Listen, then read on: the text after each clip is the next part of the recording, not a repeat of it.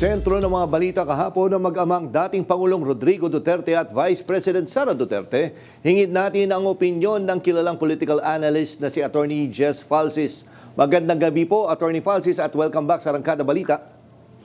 Good evening, sir. Good evening sa lahat ng mga nakikinig. Yes, Attorney Jess, ayan ba yung bloodbath nating ine-expect dito sa pangalawang clarificatory hearing? More than. Hindi na siya bloodbath eh. Ano na siya? Massacre or multiple homicide. Kasi there were 3 to 5 hits na major damage to VP Sara, especially because she was not there to controvert it. Kung nandun man lang siya, at least sana na-deflect niya yung ilan or yung iba. Pero dahil wala siya, ayaw niyang magpakita, ayaw niyang sumagot, ayaw niyang i-face yung accountability mechanism na impeachment. Talagang the blows yesterday were just really bloody. Oo, and as expected, tinatanggi ni VP ang mga ito, through, paano nga ba niya, hindi siya nagpapa-interview ba? Oo, hindi siya Nagsistatement. Oo, kumbaga hindi siya sumipot sa Kongreso, pero nagpa-press con yung kampo niya.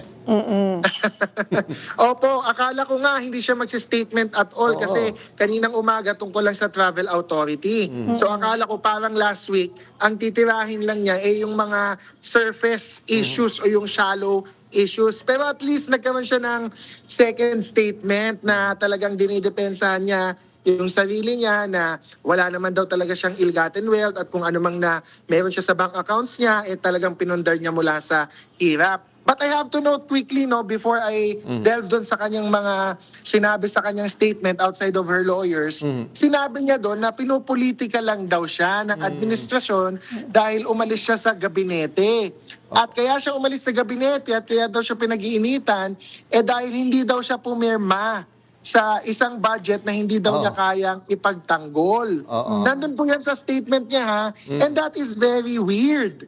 That is very curious-worthy for me. Kasi as Vice President, kahit na naging DepEd or Education Secretary siya, hindi siya pipirma, wala siyang kapangyarihan o katungkulan na pumirma ng budget. Kahit sa NEP pa yan, sa National Expenditure Program, of course, magsasubmit siya ng budget proposal as DepEd Secretary, pero hindi siya pumipirma ng budget. Kaya hindi siya kailangang pag-initan ng administration or hindi naman talaga totoo yung pamumulitika because it's accountability. Hindi siya pinag-iinitan dahil nag-resign siya.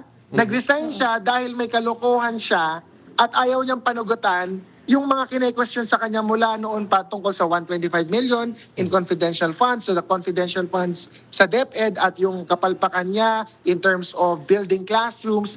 Hindi siya nag-resign dahil pinag-iinitan siya. Nag-resign siya dahil palpak siya.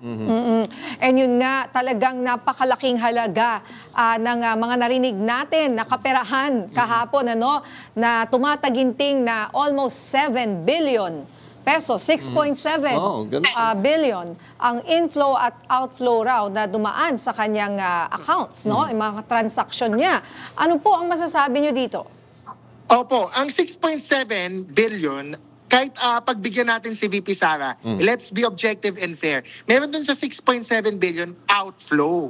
So tingnan lang natin yung inflow. Kasi kapag inflow, ibig sabihin meron kang in-encash na manager's check tulad ng aligasyon ni Senator Trillanes from Sammy Uy, who is allegedly a drug lord, or merong bank transfer, may pumasok sa bank account mo. So tingnan natin yung inflow. Sa inflow, mga 3 to 4 billion ang pumasok sa kanyang account at yung outflow is just generally around 1.9 billion. So meron pang natitira na hindi lumabas sa bank account, hindi nagkaroon ng outflow na mga around 2 billion. So yun yung smoking gun na sinasabi ni Congressman ng ilang mga congressman na hindi magtutugma sa salin. Kasi una, hindi declared. But then, even if declared, yung kanyang sinasabi sa salin, 88 million lang. And yet, may inflows of around 3 to 4 billion.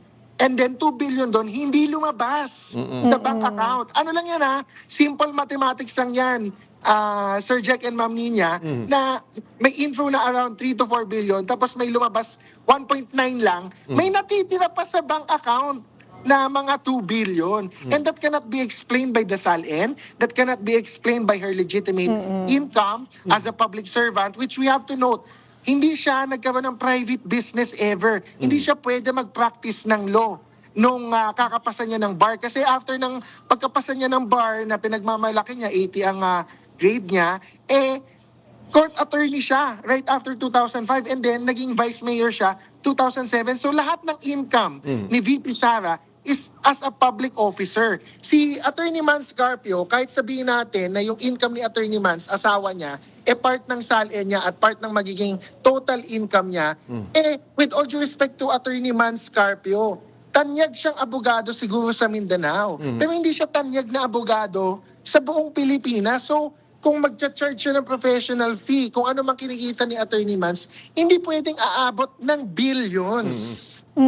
Actually, sabi ko nga, kahit manalo ka sa loto, paulit-ulit, parang hindi rin billions Oo, yun, di ba? hindi aabot Or dun. manalo ka sa casino, Oo, di ba? paulit-ulit, di ba? Parang talagang hindi... Masyado hindi, malayo yung figure na yun. hindi mo ma-imagine eh. Oo.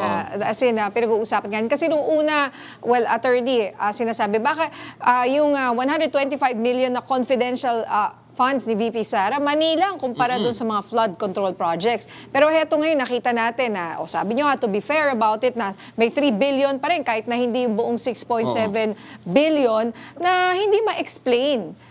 Na galing na rin mismo sa AMLAC. So parang na kaya dapat talaga maimbisigahan ang mga ginawa ng ating ng VP. Opo. Tsaka kailangan natin sagutin itong palusot nila, no? Kasi syempre may propaganda ngayon, ang mga pro-Duterte, na yung inflow-outflow, kunwari daw, meron kang 5 million pesos. Yung iba kasi 10 pesos ang ginagamit. Pero sabihin na natin 5 million pesos. Kapag may dalawa ka daw bank account, may inflow na 5 million sa original account mo, ilalabas mo, ipapasok mo sa second bank account mo, magkakaroon ulit ng 5 million. So 20 million na yon kasi may dalawang 5 million na inflow, may dalawang 5 million na outflow. Diba? So pwede mo daw yun back and forth, left and right, sa kaliwang kamay, sa kanang kamay, babalik at babalik yan. Kaya daw pwedeng umabot na billions yung total transactions. Pero itong tanong, ganun ba kalaro or kalikot ang kamay ni VP Sara?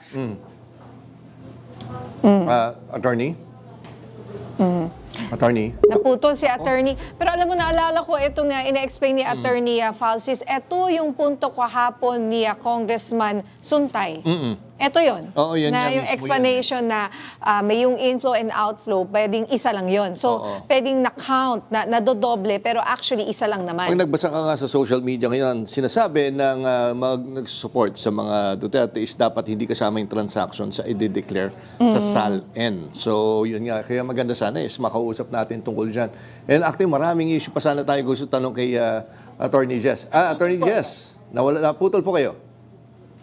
Opo. Oo. Ayun. Ang sinasabi ko kanina, yung kanilang propaganda na pwede naman umabot billions yung total transactions. Kasi kung magpapasok, labas-pasok ang pera mo mula sa bank accounts, pwede daw umabot ng ganon. Pero ang tanong kasi, bakit ka maglalaro ng 5 to 10 million, even 100 million, na ipapasa-pasa mo lang around sa bank accounts mo para magkaroon ng ganyang inflow and outflow? It doesn't make sense.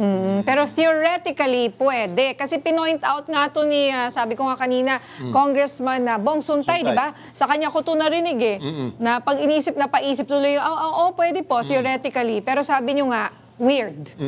So, it doesn't make sense. Plus, hindi siya tumutugma sa figures kasi ang total outflow is only 1.9 billion. And the total inflows is 3 to 4, if not 4 billion. So again, as I said kanina, may natitirang 2 billion na hindi lumabas sa bank accounts ni VP Sara. Okay. Maraming salamat, Attorney Jess Falsis. Maraming salamat po. Good evening sa lahat.